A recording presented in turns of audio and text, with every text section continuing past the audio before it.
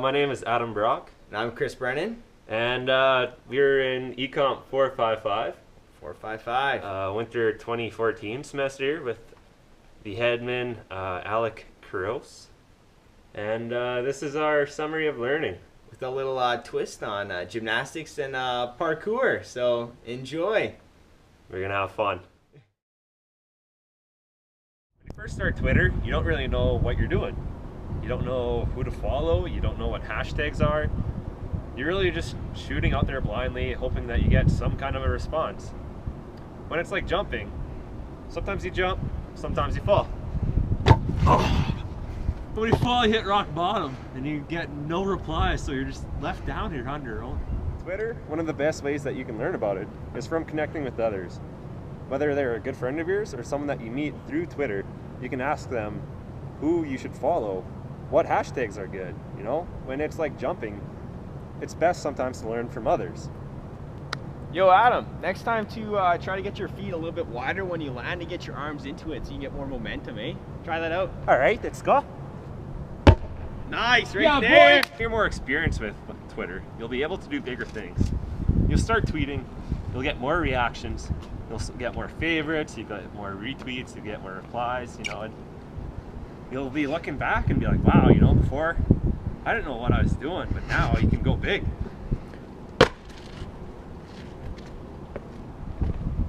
When you become more advanced in Twitter, you can participate in hashtag EdChat, hashtag MathChat, and you create your own hashtag. The same is true with jumping. You can create your own jumps and find your own places to go and hang out and learn. So, hashtag U of R parkour.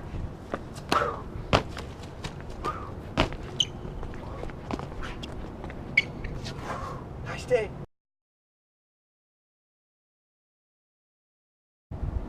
So with a flipped classroom, this is something that you want to integrate into the classroom. It's not going to be something done overnight. I mean, it's little things you do, like getting iPads in your classroom, creating a screencast, putting a lecture, videotaping your lectures, just the little things you do to make the class more in that flipped area. So, I mean, you don't learn a backflip overnight. So some other tools for a screencast, you could use Screenomatic, you could use Camtasia, or you could use Screener. Those are just some other cool tools that you could use to develop your flipped classroom. Flipped classrooms are not for everybody.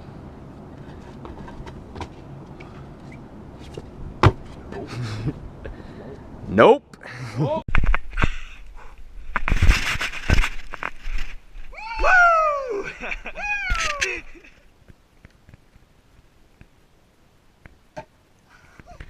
Flip lesson!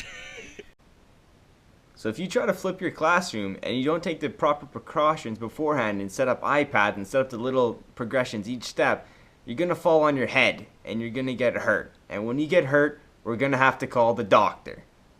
Dr. Kuros. Yeah, we need Dr. Kuros in here ASAP. It's an emergency. It's pretty bad. Pretty bad. Pretty bad.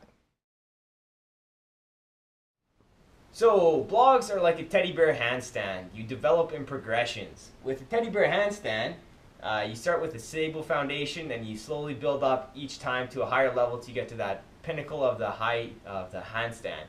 The same with your blog. You start with kind of a stable foundation, just a blog where you're writing posts, and you develop with each weekly post. You can develop and progress with your About Me page, and you can link your classes, your Twitter, and your Instagram, so that you can connect and learn and develop with others. So it's a great way to develop your digital identity and document your learning for sure. So Let's get into this. yeah, let's see it. You got that stable foundation there. There it is. What? Slowly getting up. There it is. Are you going to join me? That is just sometimes we fall, but we learn to pick ourselves back up again. So let's see what I can do here. See, he's got that nice foundation. Progresses to his knees a little bit higher there, and then fully stretched out with a nice roll. Woo! You can have fun while doing vlogs, as much as you have fun doing teddy bear handstand. So as you just saw, that is our summary learning. We checked out 3 different ways that we learned in this class. And so the first one was Twitter. Twitter, yeah. You know, for this class, because we've taken ECOMP 355 before, we knew a little bit more about Twitter. But even just doing this this class again here this semester, I know myself, I've done a lot better with my tweeting. I've been able to get a lot more responses, and it's just all about, you know, who to send your tweets out to and what hashtags to use and stuff like that. So Definitely. you know, the harder you try to get a response by using the appropriate hashtags, the more likely you are to get an answer.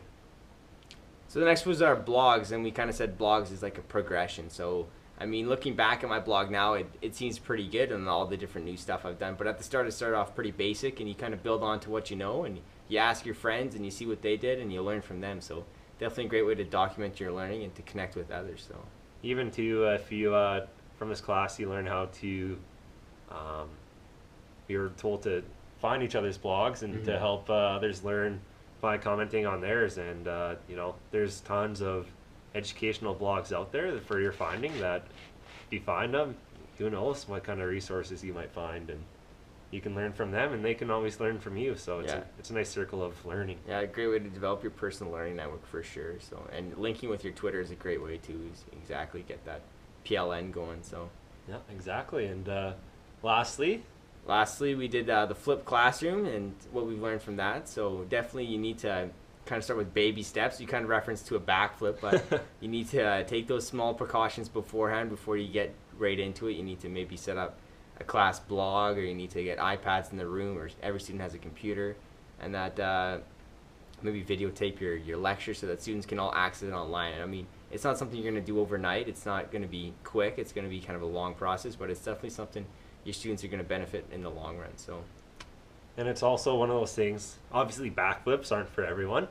I didn't do it because I don't have much experience with them. So, you know, since Chris has a little bit more experience, he was able to do it. It's same thing with the flipped classroom. Obviously, it's a little bit more extreme approach to teaching. Some teachers don't even know how to do it or what they would want to do. And I know one of my old high school teachers, shout out to Mr. Kasprick.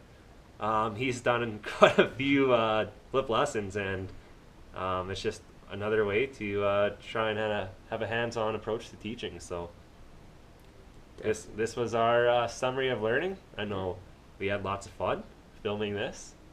Just an important point to make, to like, your digital identity is something that really needs to be developed and needs to be kind of cherished in this new aging of technology. So these are 3 different ways that you can develop in your Twitter, your blogs, and just maybe a flipped classroom as an educator. So those are definitely something you always kind of keep in mind when you're using technology. Oh, accidental video number 1. When you're nope. One of the best ways that you can learn more about Twitters is by connecting from others. You know, if you ask someone, a good friend, somebody that you meet online, even on Twitter, not that kind of way, you can. So when you become more well versed in Twitter, you can create your own. Dang it! Parkour! Parkour!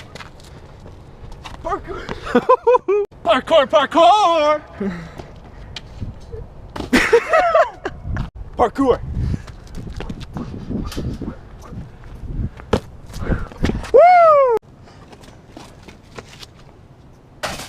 Oh, this is parkour selfie in the makings here. Doing the tightrope. Free fall. Woo! Yeah, boy.